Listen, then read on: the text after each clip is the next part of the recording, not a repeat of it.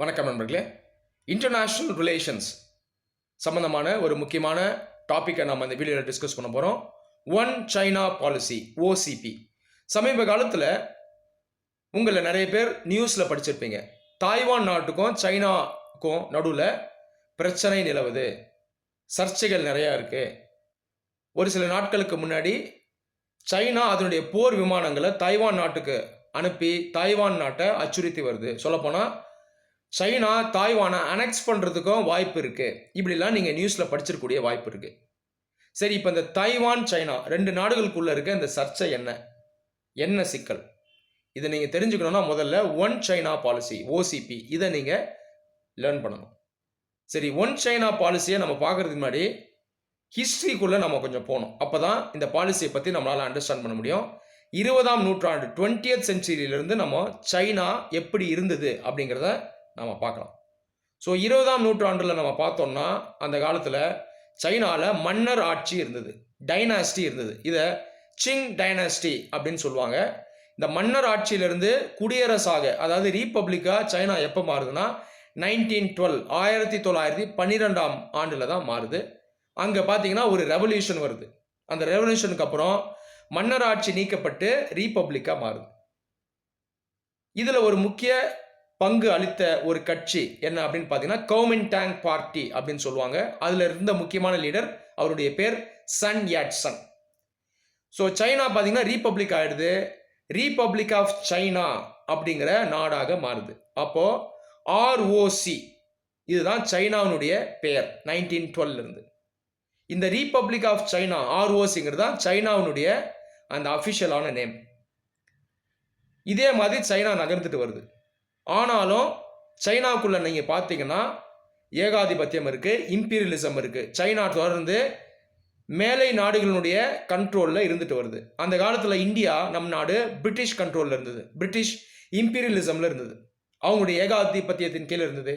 சைனாவும் பார்த்தீங்கன்னா இம்பீரியலிசம் கீழே தான் இருக்குது. ஆனால் ஒரே நாட்டுடைய இம்பீரியலிசம் கீழே இல்லை, பல நாடுகள் சைனாவை கண்ட்ரோல் பண்ணிட்டு வராங்க, ஆட்சி பண்ணுறாங்க. பிரிட்டன், ஜெர்மனி, ஜப்பான், பிரான்ஸ் போன்ற பல நாடுகள் சைனா மேலே ஆதிக்கம் செலுத்துகிறாங்க. இந்த கான்செப்டை நாம் ஸ்பியர்ஸ் ஆஃப் இன்ஃப்ளூயன்ஸ்னு சொல்கிறோம். இந்த காலகட்டத்தில் சைனா உள்ளேயே பார்த்தீங்கன்னா நேஷனலிசம் அதிகமாகுது, தேசியவாதம் அதிகமாகுது. சைனா மக்கள் பார்த்தீங்கன்னா அந்த இம்பீரியலிசம்க்கு எதிராக போராடணும், இந்த ஃபாரினர்ஸை வெளியே அனுப்பணும் அப்படின்னு நினைக்கிறாங்க. இந்த நேரத்தில் ஏற்கனவே இருந்த குவோமின்டாங் பார்ட்டி இருக்கு இல்லையா, ஏற்கனவே ரெவல்யூஷன் பண்ண அந்த கட்சி, அந்த கட்சியோட யார் சேர்றாங்கன்னு பார்த்தீங்கன்னா கம்யூனிஸ்டுகளும் சேர்றாங்க. கம்யூனிஸ்டுகள் பார்த்தீங்கன்னா அந்த பீரியடில் முக்கியமான சக்தியாக சைனா உள்ள உருவாகிறாங்க. அந்த நேரத்தில் முக்கியமான கம்யூனிஸ்ட் லீடராக வர்றது யாருன்னு பார்த்தீங்கன்னா மா சேதுங், மாவோ செடாங். ஆனால் இந்த காலகட்டத்தில் இந்த குவோமின்டாங், இந்த ஆர்ஓசி நிறுவனாங்க இல்லையா, இந்த ஆர்ஓசிக்கும் கம்யூனிஸ்டுக்கும் நடுவுலேயே பார்த்தீங்கன்னா சிக்கல் வந்துடுது. இது சிவில் வாராக வெடிச்சிருது. சிவில் வாருங்கிறது உள்நாட்டு போர். அப்போ உள்நாட்டு போர் சைனாவுக்குள்ளேயே நடக்குது. இதில் யார் வின் பண்ணுறாங்க அப்படின்னா கம்யூனிஸ்ட் வின் பண்ணுறாங்க. அவங்களுடைய லீடர் மாவோ சேதுங், அவர் வின் பண்ணிடுறாரு. இந்த நேரத்தில் கம்யூனிஸ்ட் என்ன பண்ணுறாங்கன்னா மெயின்லேண்ட் சைனா இருக்கு இல்லையா, அந்த பெரும்பாலான நாட்டில் அவங்களுடைய ஆட்சியை கொண்டு வந்துடுறாங்க. 1949 people's republic of China, PRC அப்படின்ற புதிய அரசை சைனாவில் கொண்டு வராங்க. இன்னைக்கு தேதி வரைக்கும் இந்த பிஆர்சி தான் மெயின்லேண்ட் சைனாவில் இருக்கு. அப்போ 1949 கம்யூனிஸ்டுகளால் உருவாக்கப்பட்ட அந்த அரசு PRC, people's republic of China தான் இன்னைக்கு வரைக்கும் சைனாவாக பார்க்கப்படுது. இப்போ சைனா அப்படிங்கிற நாட்டினுடைய அந்த அஃபிஷியல் நேம் இன்னைக்கு தேதியில் பார்த்தீங்கன்னா PRC, people's republic of China. சரி, அப்போ ஏற்கனவே இருந்த ஆர்ஓசி, ரீபப்ளிக் ஆஃப் சைனா எங்கே போச்சு? 1949 நான் சொன்னது போல பிஆர்சியை கம்யூனிஸ்ட் எஸ்டாப்ளிஷ் பண்ணுறாங்க.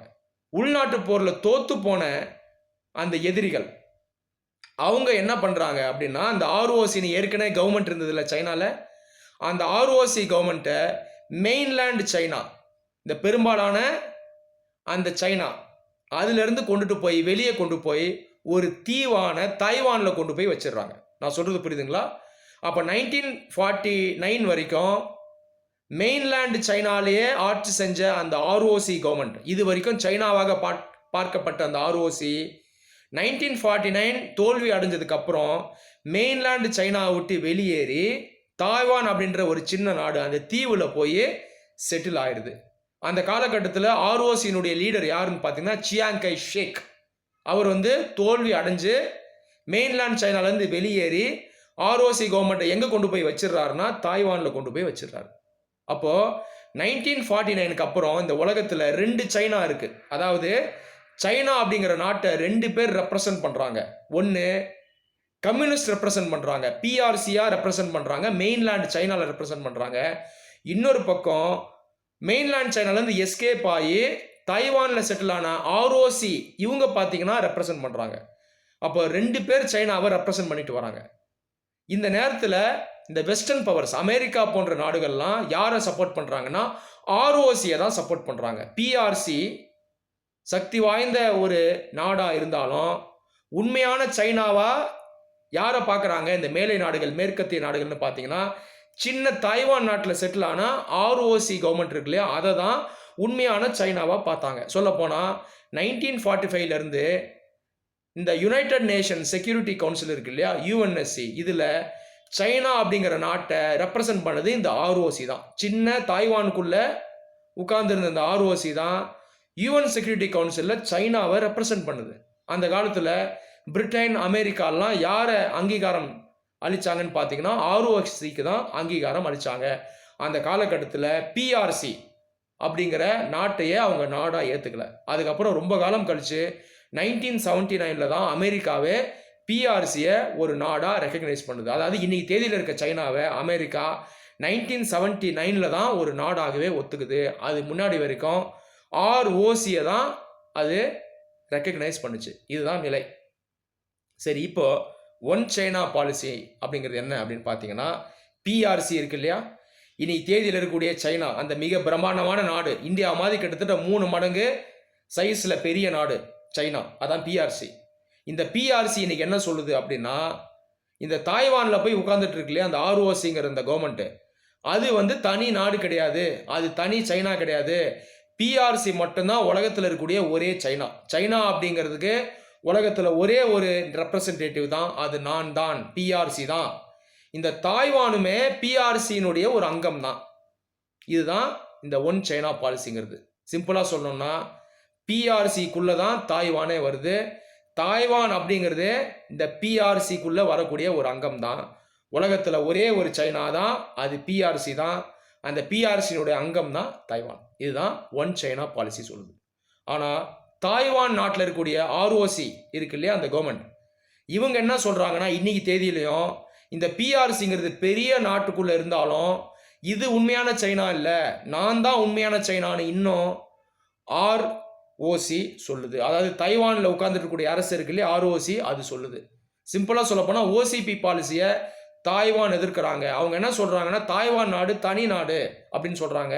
எல்லாத்துக்கும் மேலே நாங்கள் தான் உண்மையான சைனான்னு சொல்கிறாங்க. தாய்வானில் உட்கார்ந்துருக்கக்கூடிய இந்த அரசான ஆர்ஓசி தான் ஒட்டுமொத்த சைனாவுக்கும் ரெப்ரசன்டேட்டிவ் அப்படின்னு இவங்க சொல்கிறாங்க.